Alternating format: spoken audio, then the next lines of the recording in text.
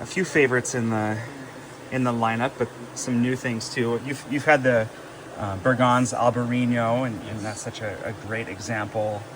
And also, I think you've had the Atlantis by Estate Argyros, yes. And if you ever find yourself in Santorini, it's a beautiful winery. I've had the fortune to go there. And of course, they have their logo. The vines are trained in this spiral shape. That's so interesting. The volcano. Yes. And I think another favorite that you've had is Petite Arvine from Aosta Valley, way up in the mountains. We enjoy the grape. Yeah, it's a great one. Very fresh and crisp. I find that Sancerre Sauvignon Blanc is often very fresh and crisp as well. Maybe some exotic fruit notes in there, like passion fruit or kiwi, some dried herbs. And then Soave, this is, the region is Soave. And like many of these European wines, it doesn't say the grape on the front label. Sometimes it will on the back, but often it doesn't even say that. But it's Garganega is the grape, Garganega. And there's a famous red wine from this area near Venice called Amarone. Soave is just around the corner. And it's made they make it in sparkling, dry white, and dessert styles. But this is a dry, crisp white. And it has a few years of maturity and age to it, which this grape can really handle nicely. So that'll be nice for you. Now, this just landed not only into our cellar, but it just landed in Seattle with the importer about 2 weeks ago. And Piane is the winery, and they're using these Greek script, and guess what? The grape is called Greco. Greco. Yep. Oh. So they're paying homage to that Greco name, and that's spelling out Bianco. So really special wine from not too far from Aosta Valley. This is in very northern Piedmont, almost into Switzerland. Also from kind of northern Italy, approaching more the central area, is an area called Emilia-Romagna. And if you've heard of Bologna or Parma or Modena, it's in this area where so much great cuisine comes from, and they make delicious wines there. Lambrusco might be the most famous style from Emilia-Romagna, but this is a great Sangiovese from Chiaracandello. And each vintage of La Luciole has a different artistic label, so that's special for the 2019.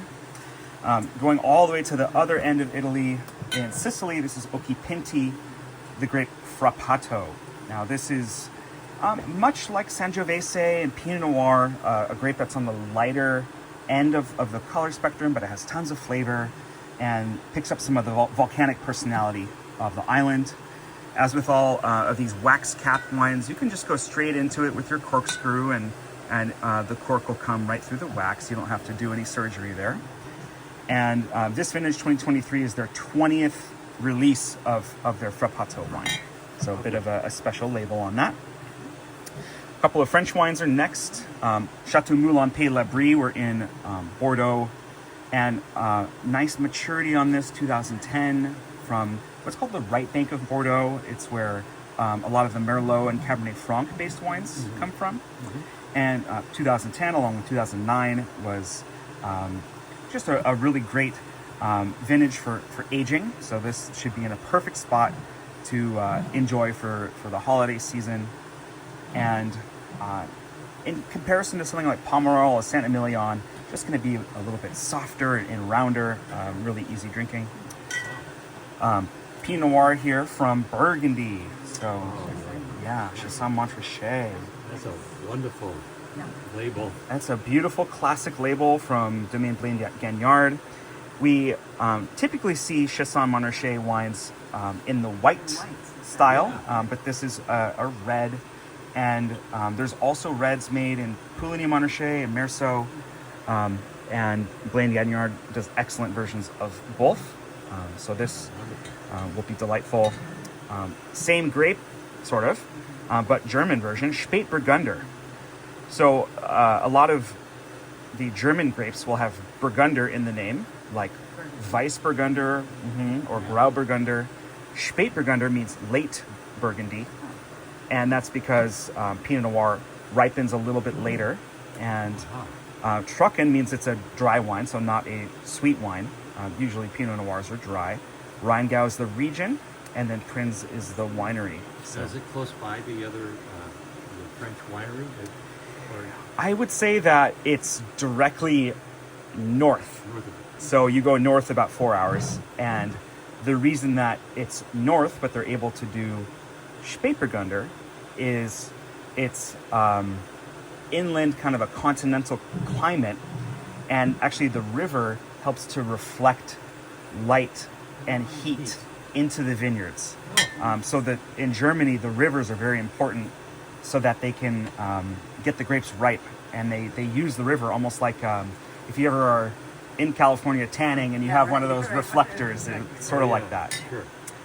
And then in the trio of Pinot Noir here, this is a very special one from Tasmania, Tall Puddle, and this winery only makes 2 wines. They make a Chardonnay and a Pinot Noir. And you'll notice it's a screw cap, and we often see screw cap done on white wines. And is it okay to have a red that has a screw cap? And the answer is yes. Why not? These days, most wines from Australia and New Zealand are made with screw cap. Because the cost of shipping corks all the way from Europe is very expensive.